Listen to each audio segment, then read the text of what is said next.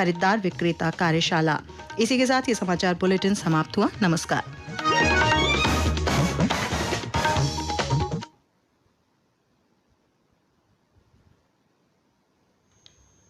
Medium wave 292.4 metre यानी 1026 kilohertz पर और FM 100.3 मेगाहर्ट्ज पर यह आकाशवाणी का प्रयागराज केंद्र है।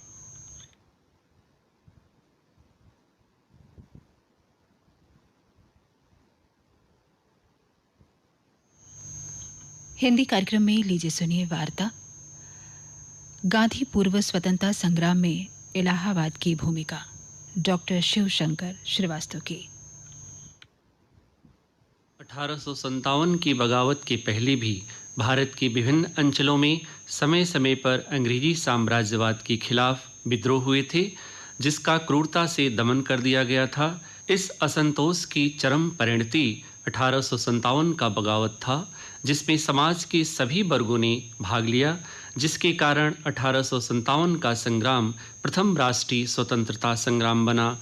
पी रॉबर्ट्स अपनी पुस्तक 41 ईयर्स में लिखते हैं, 1857 के विद्रोह के समय बकरीद के अवसर पर यह तय किया गया था कि कुर्बानी के नाम पर हिंदू मुसलमान दोनों ही मिलकर अंग्रेजों की कुर्बानी देकर बकरीद मनाएंगे।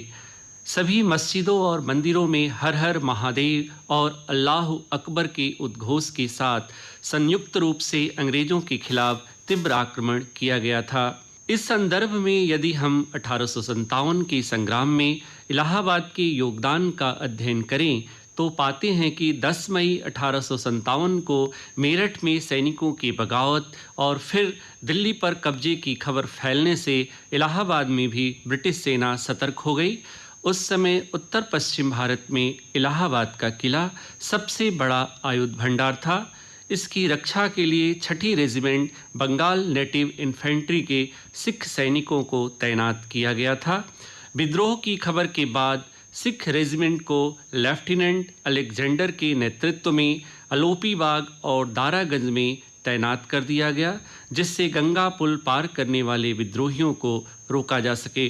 6 जून की रात लगभग 9:30 बजे गंगा पुल की रखवाली कर रहे दारागंज में तैनात 6ठी रेजिमेंट के सिख सैनिकों ने सिपाही रामचंद्र के नेतृत्व में बगावत कर दिया और नैनी जेल से 3000 कैदियों को रिहा करा के लगभग 40 लाख का खजाना लूट लिया। धर्मगुरु मौलवी लियाकत अली ने 6 जून को ही इलाहाबाद को स्वतंत्र घोषित कर खुद को गवर्नर घोषित किया और खुसरो बाग को अपना मुख्यालय बनाया। सम्राट बहादुर शाह जफर ने मौलवी लियाकत अली को इलाहाबाद के गवर्नर के रूप में नियुक्त करने का फरमान जारी किया, जो आज भी हैदराबाद के सैयद सालार जंग संग्रहालय में संरक्षित है।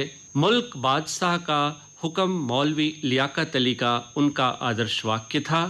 8 जून को मौलवी लियाकत अली ने अपनी कार्यकारी परिषद का गठन किया।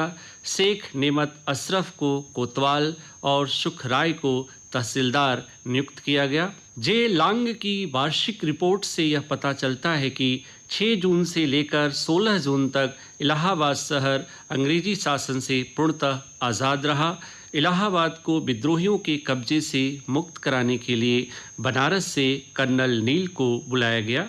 उसने तीव्र कार्रवाई करके 15 जून तक दारागंज, अलोपीबाग, कीटगंज, मुट्ठीगंज सहित तमाम इलाकों पर अधिकार कर लिया। गंगा पार के विद्रोहियों का दमन फ्रांसिस ओटवे मेन ने किया। 17 जून को मौलवी लियाकत अली इलाहाबाद शहर को छोड़कर अपने साथियों के साथ कानपुर भागने में सफल हुए और नाना साहब से जाकर मिले। कर्नल नील की सेना ने खुसरो बाग पर अधिकार कर लिया। इस प्रकार पुनः इलाहाबाद पर 11 दिन के बाद अंग्रेजों का अधिकार स्थापित हुआ।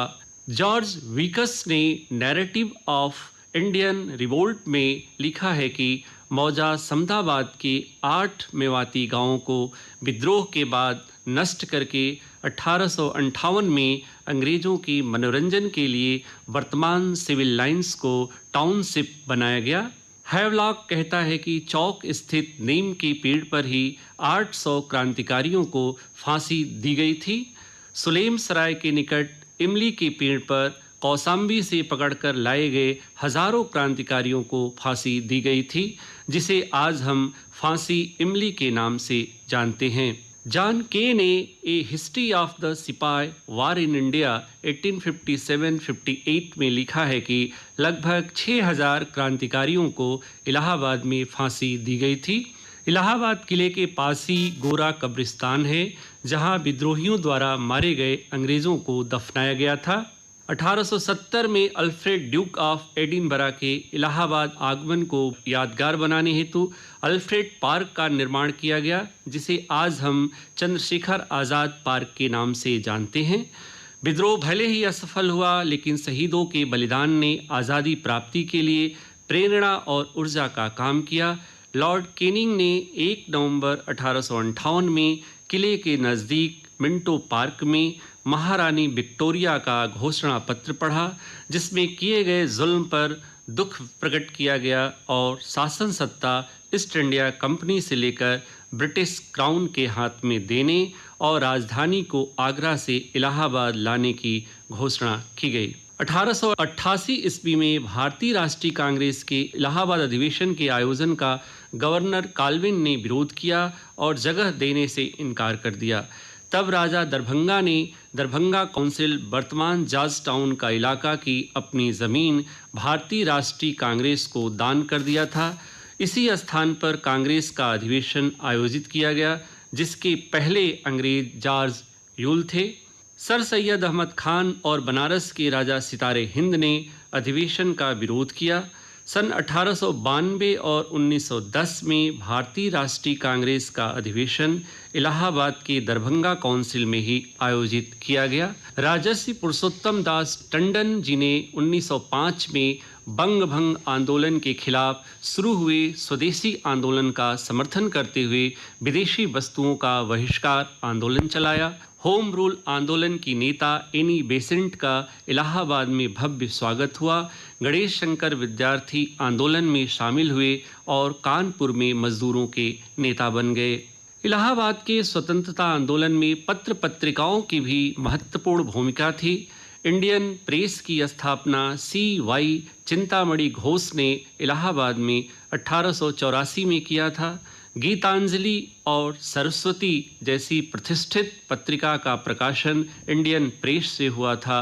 इलाहाबाद से स्वराज पत्रिका का प्रकाशन हुआ, जिसके संपादक शांति नारायण भटनागर थे।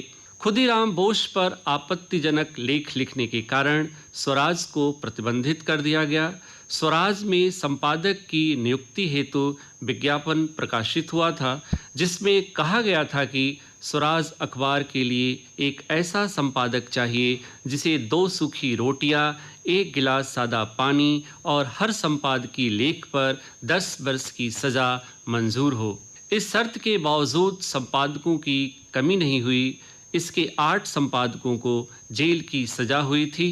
पंडित मदन मोहन मालवीय जी के संपादन में इलाहाबाद से अभ्युदय और द लीडर नाम से अंग्रेजी भाषा में समाचार पत्र का प्रकाशन हुआ था। पंडित सुंदरलाल के संपादन में इलाहाबाद से कर्मयोगी का प्रकाशन हुआ, जिसे प्रतिबंधित कर दिया गया था। राम रख सिंह सहगल, महादेवी वर्मा, नंद किशोर तिवारी के संपादन में प्रसिद्ध हिंदी पत्रिका चांद का प्रकाशन इलाहाबाद से हुआ। चांद का एक विशेषांक फांसी नाम से प्रकाशित हुआ था, जिसके संपादक चतुर सेन शास्त्री थे। इस अंक ने हजारों देशभक्तों के लिए प्रेरणा का कार्य किया। सन 1878 के वर्नाक्यूलर प्रेस एक्ट का समर्थन करने वाले अंग्रेजी भाषा का समाचार पत्र पायनियर का प्रकाशन भी इलाहाबाद से प्रारंभ हुआ। अल्फ्रेड सीनेट संपादक तथा लेखक रूडयार्ड किपलिंग सहायक संपादक रहे। इससे ज्ञात होता है कि अंग्रेजी साम्राज्यवाद के खिलाफ गांधी युग से पूर्व इलाहाबाद राष्ट्रीय स्वतंत्रता आंदोलन का केंद्र था, जिनके बारे में सभी को जानने की ज़रूरत है, जिससे हमारी वर्तमान युवा पीढ़ी प्रेरित होकर ऊर्जा प्राप्त कर सके और राष्ट्र की प्रगति में अपना योगदान दे सके। आज़ादी के अमृत महोत्सव का आशय और उद्देश्य भी यही है।